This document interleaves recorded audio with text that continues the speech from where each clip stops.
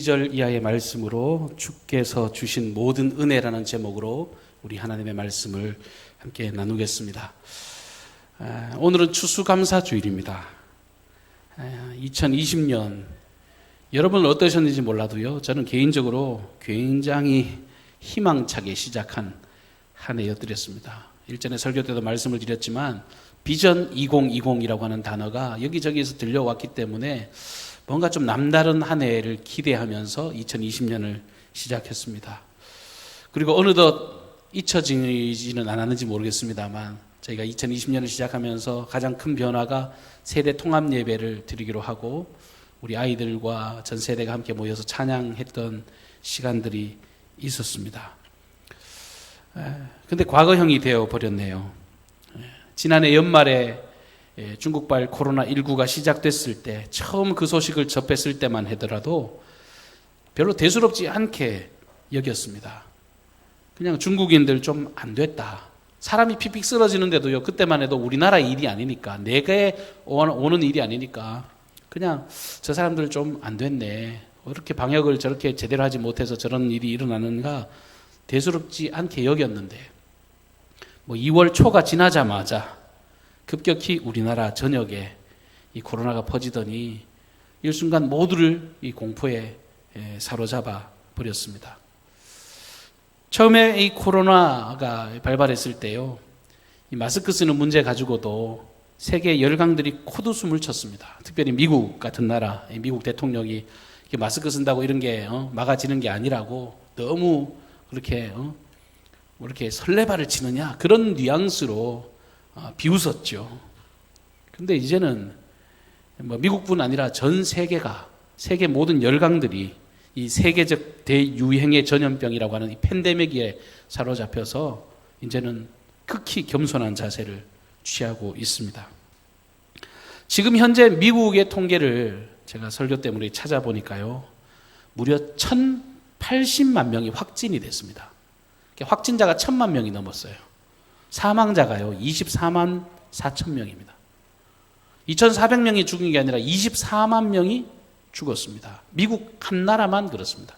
전 세계적인 통계를 제가 다 찾아보지는 못했습니다만 지금 아마 100만 이상의 사람들이 이렇게 사망에 이르지 않았을까 생각이 되어집니다.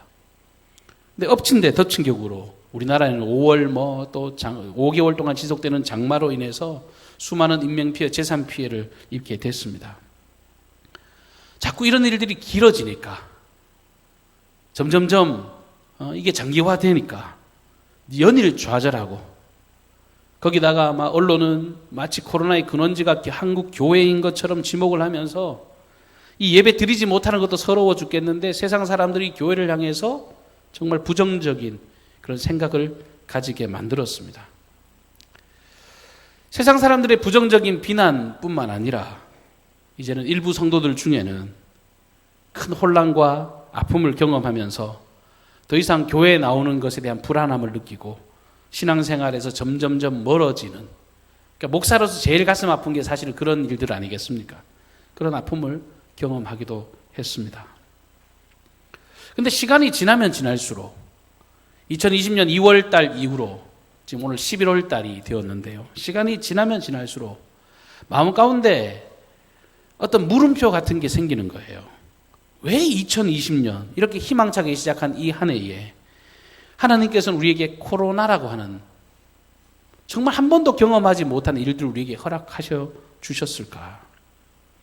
그리고 이 코로나 시대를 살아가면서 우리 인생들이 도대체 할 수 있는 일이라는 게 도대체 무엇인가? 라고 하는 인생에 대한 본질적인 질문을 묻게 되었습니다. 올해 제56회 백상예술대상, 유명한 그 시상식이니까 늘 화려하게 치루어지다가 그냥 수상하는 연예인들만 일부 참석을 하고 진행이 됐는데, 그때 이적이라고 하는 가수가 만든 한 노래가 수많은 시청자들의 눈시울을 붉히게 만들었습니다.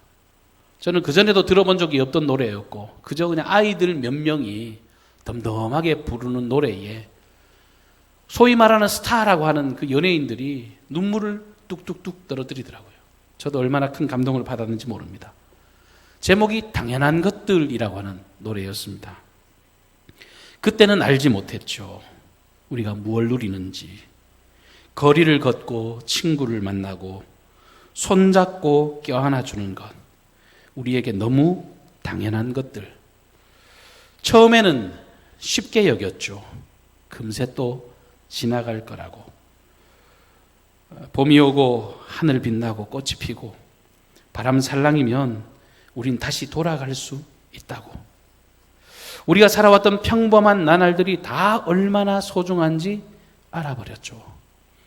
당연히 끌어안고 당연히 사랑하던 날, 다시 돌아올 때까지 우리 힘껏 웃어요.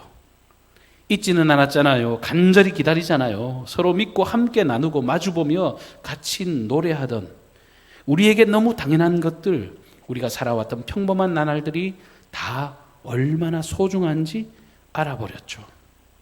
당연히 끌어안고 당연히 사랑하는 날, 다시 돌아올 거예요. 우리 힘껏 웃어요. 여러분, 그 노래를 들으면 우리가 무엇에 감사해야 될지가 명확해집니다. 초반 기세를 꺾일 줄 모르던 그 불안함이 조금씩 사라지면서 우리가 분명히 발견하고 확신하고 모두가 다 긍정적으로 인정하는 바가 뭡니까? 예배가 소중했구나. 우리가 살아온 일상의 모든 것들이 다 너무너무 소중한 것들이었구나. 성도들과 나누던 교제들, 가족들과 함께 식사를 하는 것들, 외식을 나가고 친구를 만나고 밭에 일을 하고 행하는 그 모든 일들이 굉장히 소중한 것이었구나. 그러면서 감사가요, 그야말로 물밀듯이 밀려오는 느낌을 경험하게 됐습니다. 아파본 사람들은 건강에 대한 이야기를 하면요, 남다르게 반응합니다. 아파봐야 건강의 소중함을 알고 그리고 그렇게 열심히 자기를 가꾸며 살아가는 것처럼 이 지구가 아파보니까 우리가 숨쉬고 우리가 지금 누리고 있는 것들이 얼마나 소중한 것들인지 그야말로 지금 각인시키는 시대를 우리가 지금 살아가고 있습니다. 진작에 알았더라면. 다윗은요, 일생 중에 늘 이 고백을 하고 살았습니다. 시편 8편 1절 이하의 말씀에 보면 여호와 우리 주여, 주의 이름이 온 땅에 어찌 그리 아름다운지요. 주의 영광이 하늘을 덮었나이다. 주의 대적으로 말미암아 어린아이들과 젖먹이들의 입으로 권능을 세우시며 이는 원수들과 보복자들을 잠잠하게 하려 하심이니이다. 주의 손가락으로 만드신 주의 하늘과 주께서 베풀어 두신 달과 별들을 내가 보오니 사람이 무엇이기에 주께서 그를 생각하시며 인자가 무엇이기에 주께서 그를 돌보시나이까. 힘들고 어려웠지만 하나님, 나 같은 게 뭐라고 나를 위해서 이 해와 달과 별들을 나를 위해서 베풀어 주십니까? 도대체 나 같은 게 뭐라고 내가 이 누리는 이 모든 삶의 환경을 내게 선물로 주셨습니까? 다윗은 위기와 어려움 중에서도 이 믿음을 끊임없이 고백하며 살았습니다. 그러니까 지금 2020년 오늘 추수감사주일을 우리가 맞이하면서 우리가 큰 은혜를 고백할 수 있어야 되지 않겠습니까? 정말 의미 있는 감사를 주님께 드려야 합니다. 오늘 읽은 이 본문 말씀에 시편 116편 시인은요, 이렇게 고백합니다. 내게 주신 모든 은혜를 내가 여호와께 무엇으로 보답할까? 내게 주신 모든 은혜를 내가 어떻게 하면 하나님께 보답할 수 있을까요? 그 사람은 잘 살아서 이런 고백을 드렸을까요? 하는 것마다 형통하고 하는 것마다 복받아서 이런 고백을 드릴까요? 그렇지 않습니다. 우리가 읽지는 않았습니다만 1절부터 3절까지의 말씀에 보시면 이 시인이 경험하고 있는 환경을 우리는 엿볼 수가 있습니다. 여호와께서 내 음성과 내 간구를 들으심으로 내가 그를 사랑하는도다. 그의 길을 내게 기울이셨으므로 내가 평생에 기도하리로다. 사망의 줄이 나를 두르고 수월의 고통이 내게 이름으로 내가 환난과 슬픔을 만날 때에 내가 여호와의 이름으로 기도하기를 여호와여 주께 구하오니 내 영혼을 건지소서 하였도다. 이 사람 힘들었어요. 이 사람 고통스러운 나날을 살았습니다. 얼마나 힘들고 얼마나 고통스러웠으면 사망의 줄이 나를 두른다 그러잖아요. 수월, 지옥입니다. 그 지옥의 고통이 자기에게 이르렀다고. 예전에 신현석 집사님 병원에 누워 계실 때 그러셨어요. 진짜 지옥 같았다고. 여러분, 지옥 같은 나날들을 살아가면서요, 고통스러운 그 사망의 문턱에 있으면서 이 시인은 내게 주신 은혜를 내가 어떻게 다 갚을까요? 고백한다고요.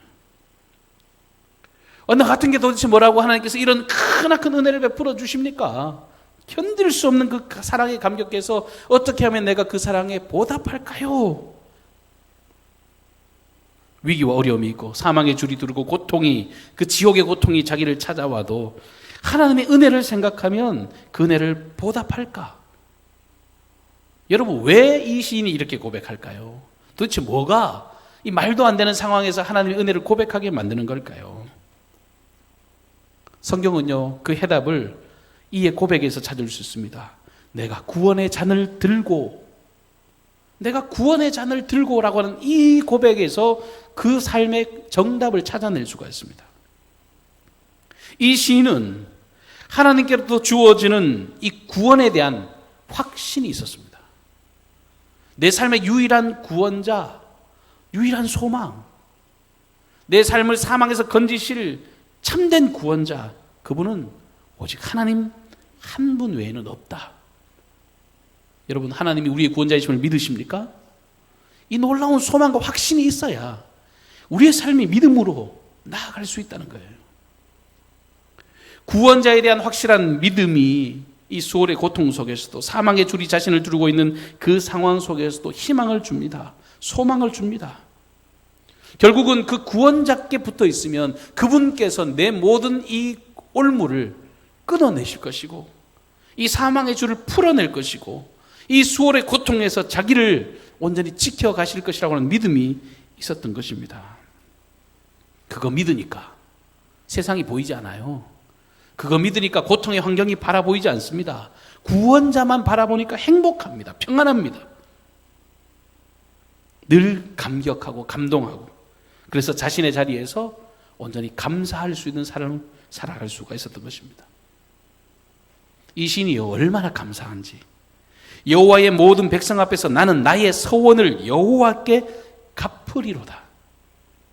하나님께 주신 거 내가 모든 백성들 앞에서, 수많은 사람들 앞에서 내가 갚으며 살겠다고 당당하게 그 믿음을 고백하고 있습니다. 오늘 특별히 추수감사주일로 우리 성찬식과 세례식을 이제 예배 설교 후에 이렇게 진행을 하려고 합니다. 여러분, 성찬과 세례를 함께 우리가 경험하면서 우리도 역시 마찬가지로 구원자 되신 예수 그리스도를 우리가 바라봐야 되지 않겠습니까?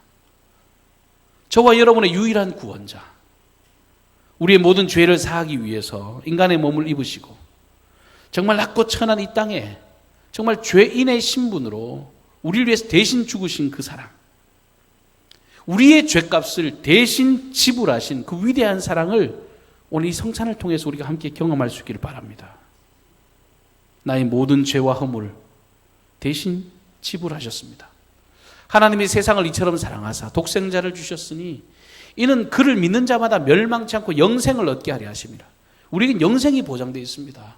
우리는 하나님의 놀라운 권능을 덧입는, 하나님을 아바 아버지라 부르는 자녀의 권세를 주님께서 허락해 주셨습니다. 사단이 우리를 지옥으로 끌고 가고 싶어도 예수 피로 말미암아 우리를 더 이상 정죄할 수 없다고 성경이 기록합니다. 마귀가 우리에게 다가와 우리의 죄값을 요구해도 주님이 우리를 지키십니다. 내가 죄값을 다 치루었다. 내가 다 이루었다. 십자가에서 위대한 선언을 해 주셨습니다. 모든 그리스도인들에게 이 구원의 소망과 사랑, 이 은혜에 대한 확신만 있다면 우리는 언제라도 이 코로나보다 더한 위기와 어려움이 있다고 할지라도 우리는 당당한 삶의 걸음을 걸어갈 수가 있습니다. 제가 여러분께 부탁드렸던 것처럼 혹시 감사의 제목을 한번 예물에 담아 써보셨습니까? 혹여 정리할 수 있는 시간이 없으셨다면 오늘 지금 예배하는 이 시간, 이 순간 속에 이 시인이 고백하는 이 감사의 고백을 여러분 하나님께 드리시기를 바랍니다. 나를 이 죄의 법에서 온전히 해방하시고 더 이상 죄의 종이 아닌 하나님의 자녀로서 영원한 천국의 그 백성으로서 우리를 정말 신분의 변화를 만들어내신 하나님의 은총에 깊이 감격하고 감사하는 은총의 시간이 되기를 바랍니다. 설교 준비하면서 저도 감사의 제목들을 한번 쭉 생각을 해봤습니다. 여러분, 코로나가 발생했는데 제가 제일 많이 했던 말 중에 하나가 뭐냐면 우리는 청정지역이라 이런 이야기를 많이 했던 것 같습니다. 저는요, 이렇게 예배가 계속 지속될 수 있음이 얼마나 감사한지 모르겠습니다. 충남권의 도지사의 행정명령으로 3주간 우리가 온라인 예배를 드리긴 했습니다만, 온라인 예배도 우리가 여러분 성실히 잘 참석하셨고, 더욱이 우리는 현장 예배로 이렇게 예배 드릴 수 있음이 얼마나 감사한지 모르겠습니다. 예전에 비해서 많이 힘든 거 알아요. 그런데 여러분, 장사하시는 분들 여전히 장사 잘하고 계시죠?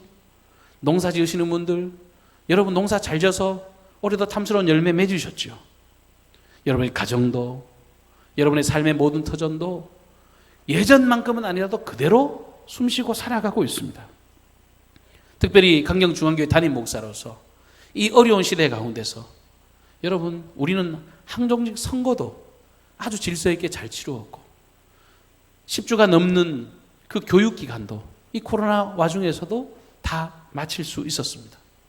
엘리베이터 꿈을 꾸고 기도함으로 시작했는데 차곡차곡 진행되고 있어서 지금 이제 거의 막바지에 이르러 가고 있습니다.